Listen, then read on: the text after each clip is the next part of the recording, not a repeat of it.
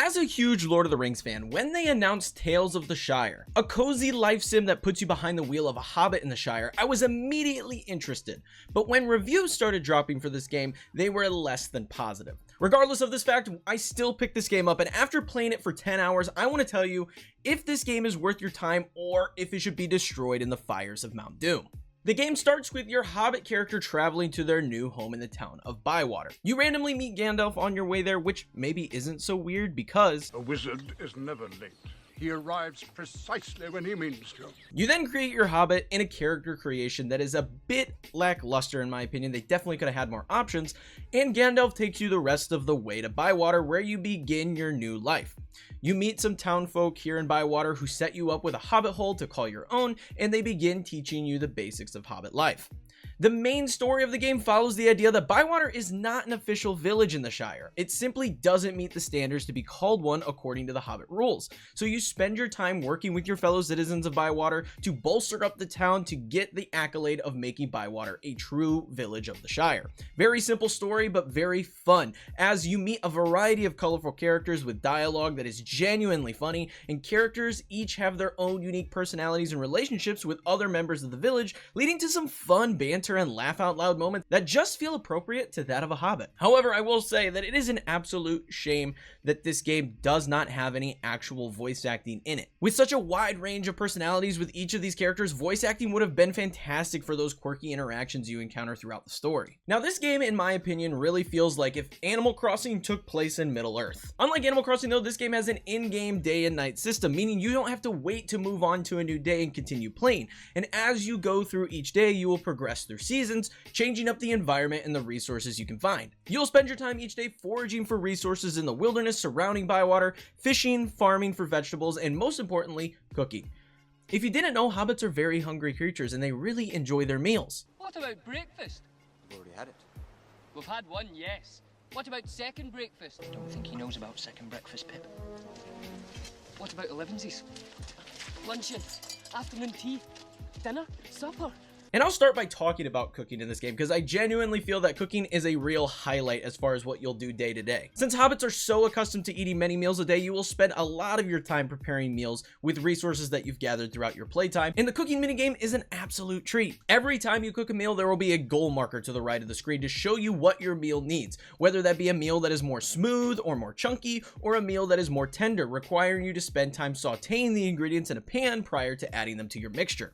By continuing to cook and leveling this part of your life up, you'll unlock new tools to use during your meal prepping experiences, adding more layers to this minigame, and I really find this to be incredibly fun. Prepping your meal each day and trying to hit that goal marker was a task that I found to never really get old. I really enjoyed the minigame that was there. Using the different tools at your disposal to hit that goal was just a lot of fun. There are also different flavors for meals, and you can add seasonings to the meals to get different flavor profiles that will be preferred by certain people in the village, and that is good because what you'll be doing with this meals is hosting get-togethers with village members.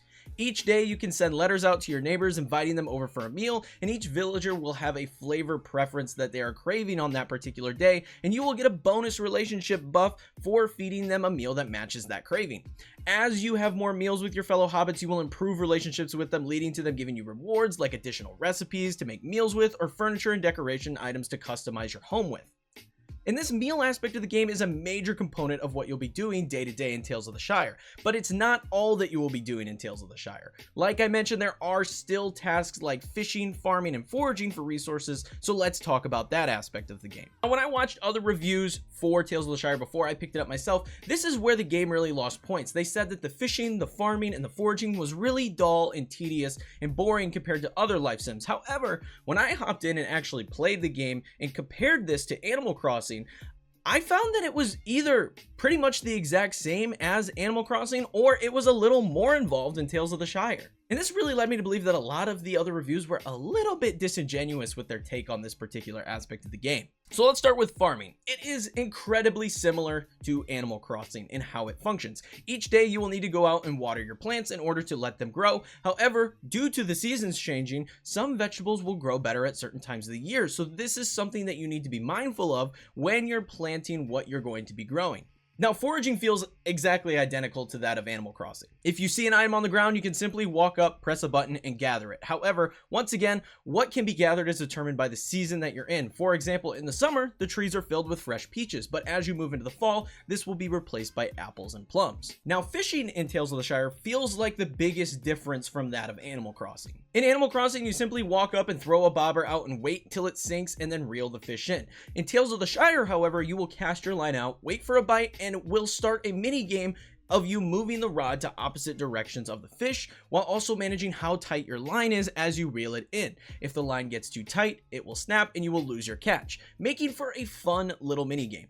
This is honestly the gathering task that I enjoy most in Tales of the Shire. I will spend days just fishing and selling my catches to purchase more seeds for farming or new items for my home. I really enjoy the fishing mini game. This is where my opinion that some of the early reviews are a bit disingenuous regarding the tasks in Tales of the Shire comes from, because the fact that I could show side by side how these are almost identical to that of Animal Crossing or even more involved in some instances really shows that it doesn't make a lot of sense that Tales of the Shire received poor reviews while Animal Crossing is highly regarded. It just doesn't quite line up. Now, to add a deeper layer to each of the tasks of gardening, cooking, fishing, and foraging, there are clubs that are unlocked as you continue the main story.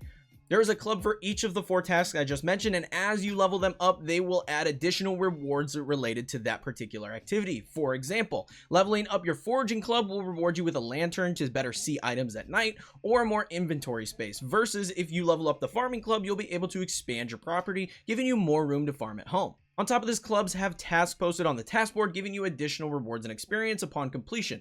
My only issue with the tasks is that if you do multiple tasks, there is not a mass turn-in option. You will have to go and turn in each task individually, which can get a bit tedious. But all in all, the clubs add another layer of depth to the day-to-day tasks that you'll be doing, which is a nice touch, similarly to how the Nook Miles worked in Animal Crossing. Now, as far as other things you can expect to do in Tales of the Shire, the villagers will also have side missions that will not only boost your friendship with that person, but can also open up previously inaccessible locations of Bywater to you, allowing you more places to collect resources. Now, decorating your actual home in this game is very well done in my opinion. You can really add a lot of flair to your home, making it however you like. You can change the wallpaper, the flooring, the trim, and so much more, while also adding decorations and furniture, and everything can be placed exactly how you like it. If you want a throw pillow on the couch and another on the floor next to the couch like someone knocked it off, you can set it up that way down to the last angle and detail. I feel you are given a ton of control over the exact position and style of everything in your home and gardens, giving you a ton of creativity and ability to express yourself in its style. Now let's move on to the big thing that a lot of people are concerned about as far as Tales of the Shire is concerned, especially on the Nintendo Switch version. I played this game entirely on the Nintendo Switch 2, and I can say that this game ran great. I had no issues with frame dips or anything of that sort, and the game appears to be running at a solid 60 frames a second. However, the textures are a bit muddied in this version, as it is simply a Switch 1 game being run on the Nintendo Switch 2. But despite the muddy textures, the game is smooth and the world of Bywater is still bright and colorful to look at. There is definitely some popping in this version of the game, but I did notice that it was done in a very smart way. While occasionally you'll see something pop up on a building just out of nowhere, the foliage and the plant life appear to pop in such a way that it appears like the plants are growing as you walk closer to them, making it look less abrupt and more like a natural thing as you're playing, which is a really smart way to deal with this technical issue. I also saw reports of crashing in the early reviews for this game, but I can say that 10 hours in, I have not had a single hard crash playing this game. I'm not sure if there was a day one patch that rectified this issue that early reviewers didn't have access to, but it seems that this issue has been resolved either way. Now, I did not play this game on the Nintendo Switch at all, so I am unsure how it is running on that particular system, so it would definitely be worth investigating performance further there before picking it up if you do not have a Switch 2, which is where I spent my time with this game. All in all, I think Tales of the Shire is a fantastic life sim and cozy game. It is not one without faults, but the amount of charm packed into it and the strong IP backing it really make it a fun and unique experience. If you're a Lord of the Rings fan, you will love the cameo of Gandalf and seeing the Shire in real time, and you'll also appreciate the references to other characters like Frodo mentioned in some dialogue bits. The activities of your day-to-day life will keep you entertained and busy, and cooking meals for your neighboring hobbits is an absolute treat with its somewhat addicting minigame. Performance for the Switch 2 version is smooth despite its weaker looking textures, making for a less visually impressive experience, but still an enjoyable one. Coming in at $35 on the eShop or $40 for the physical copy, I feel this game is one that is definitely worth it for the amount of content it has. I've already put in 10 hours and I have no plans on slowing down. I plan to continue enjoying and living my best Hobbit life. But that is going to be it for my review of Tales of the Shire, guys. Let me know in the comments below if you are interested in Tales of the Shire. If this is a game that has your attention and maybe you were waiting to pick it up, let me know all that fun stuff, or let me know whatever other cozy games that you're playing in the comments below. There's a lot of really good cozy games right now on the Switch too, so let me know what you're playing in that regard as well. But like I said, that is going to be it for this video. I hope you all enjoyed. If you did, leave a like, comment, and subscribe because it helps me out, helps the video out, and helps the channel out immensely. But until next time, peace.